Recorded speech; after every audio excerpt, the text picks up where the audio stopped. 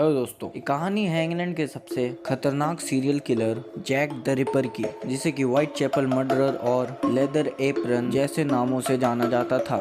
Jack इतना दरिंदा था कि वह अपने शिकार करने के बाद उनके शरीर से इंटरनल ऑर्गन्स जैसे कि आइस, लंग्स और किडनी उनके शरीर से निकाल लेता था। आज से पहले दुनिया ने ऐसा खतरनाक और खूंखार सीरियल किलर कभी नहीं देखा था। खूंखार होने के साथ ही वह इतना शातिर था कि वह कत्ल करने के बाद कभी भी पकड़ा नहीं गया और ना पकड़े जाने के कारण ये इतिहास का सबसे रहस्यमय किलर बनकर रह गया, जिसकी पहचान आज भी लगभग 130 सालों के बाद भी गुमनाम है। ऐसे में सवाल ये उठता है कि जैक ने यह हत्याएं कब और किस लिए की थी और ऐसी क्या वजह थी जो कि पुलिस उसे कभी पकड़ नहीं पाई। इन सवालों का जवाब जानने के लिए इस वीडियो को पूरा अंत तक जरूर देखिएगा।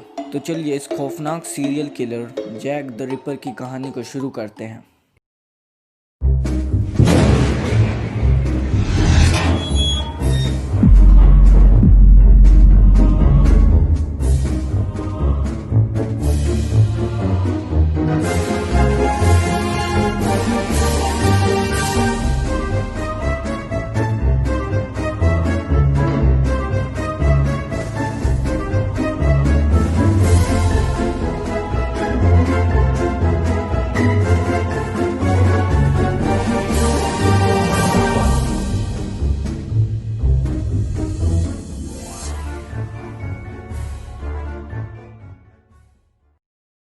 ये कहानी है तकरीबन 19वीं सदी के अंत की, जब ईस्टर्न लंदन एक गंदगी, गरीबी, भ्रष्टाचारी से भरी जगह हुआ करती थी।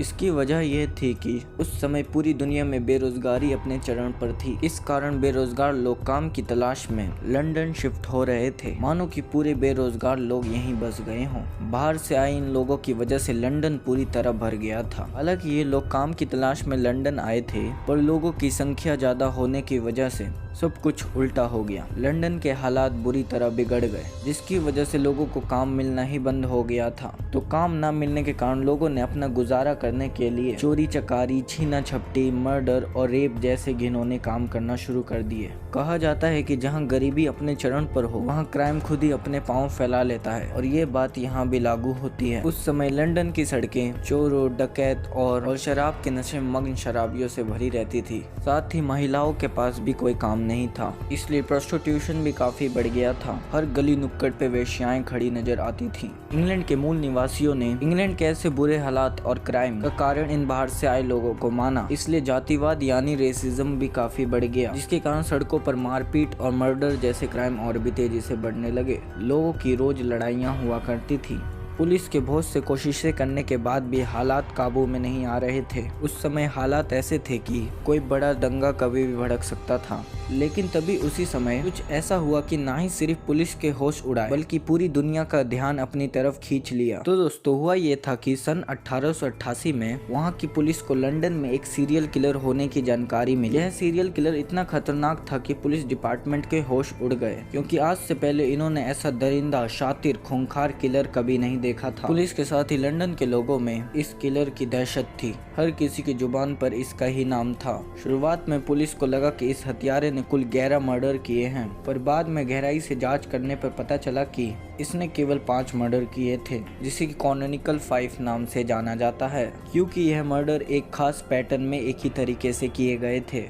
तो दोस्तों, इस कहानी को आगे बढ़ाने से पहले थोड़ा जैक द रिपर के बारे में जानते हैं। तो आप जानना चाहेंगे कि आखिर जैक कौन था, उसका असल नाम क्या था, वह कहाँ का था? तो हम बता दें, इन सवालों का जवाब आज तक कोई नहीं पता कर पाया है। उस समय के बड़े बड़े मशहूर डिटेक्टिव जैक को खोजने में लगे हुए थे, लेकिन जैक को खोजने की तो दूर की बात, वह उसका असल नाम तक पता नहीं कर पाए। इसी कारण उसको इतिहास का सबसे रहस्यमय और शातिर किलर माना जाता है। जैक ने लंदन में रहने वाली 5 महिलाओं की हत्या बड़ी दरिंदगी से की थी, क्योंकि ये हत्याएं ईस्टर्न लंदन के व्हाइट चैपल डिस्ट्रिक्ट में की थी, तो लोगों ने उसका नाम व्हाइट चैपल मर्डर रख दिया। और जबकि लेदर एप्रन और जैक द रिपर जैसे नाम उसके द्वारा लिखे लेटर से मिलते थे। तो चलिए दोस्तों, अपनी कहानी पर वापस चलते हैं। जैसा कि हमने बताया कि वह 5 हत्याएं एक स्पेशल पैटर्न में थी। वह स्पेशल पैटर्न ये था कि यह सभी महिलाएं वेश्या यानी प्रोस्टिट्यूट थी, और ये सारी हत्याएं एक तेज धार वाले चाकू से की गई थी।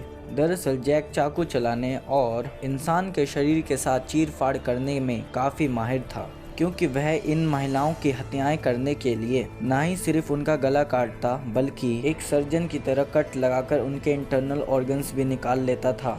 जैक द्वारा इस घिनौनी सर्जरी में उन महिलाओं के शरीर से आइस, लंग्स, ओवरी, किडनी और जो भी अंग पेट वाले हिस्से में होते हैं वह सभी निकाल लेता था। इसके अलावा उन महिलाओं के प्राइवेट पार्ट को भी चाकू से कई बार वार करने पर पूरी तरह बर्बाद कर देता था। पुलिस को डेड बॉडी ऐसे हालात में मिलती थी कि कोई भी उल्टियां करना शुरू कर दे और महिलाओं के चेहरों को ऐसे बर्बाद करता कि यदि पुलिस को डेड बॉडी मिले तो कोई भी उन्हें पहचान ना पाए। ईस्टर्न लंदन उस समय अपराधियों का एक गढ़ बना हुआ था, इसलिए पुलिस को पता लगाने में बहुत सी परेशानियां होती थी कि कौन सा मर्डर जैक ने किया और कौन सा नहीं, क्योंकि जैक के अलावा भी उन दिनों दूसरे कातिलों द्वारा बहुत से मर्डर हो रहे थे। और जब जैक वाला मामला लंदन में फैलना शुरू हुआ तो दूसरे कातिलों ने भी उसी के स्टाइल में मर्डर करना शुरू कर दिया। इससे पुलिस एकदम परेशान हो गई, उनकी समस्याएं और भी बढ़ गई थी। दरअसल जैक उस समय इतना फेमस हो गया था कि हर न्यूज़पेपर और मैगजीन पर उसी की खबर छपी होती थी। यह पूरी वारदात लोगों के लिए एक हॉरर स्टोरी बन गई थी।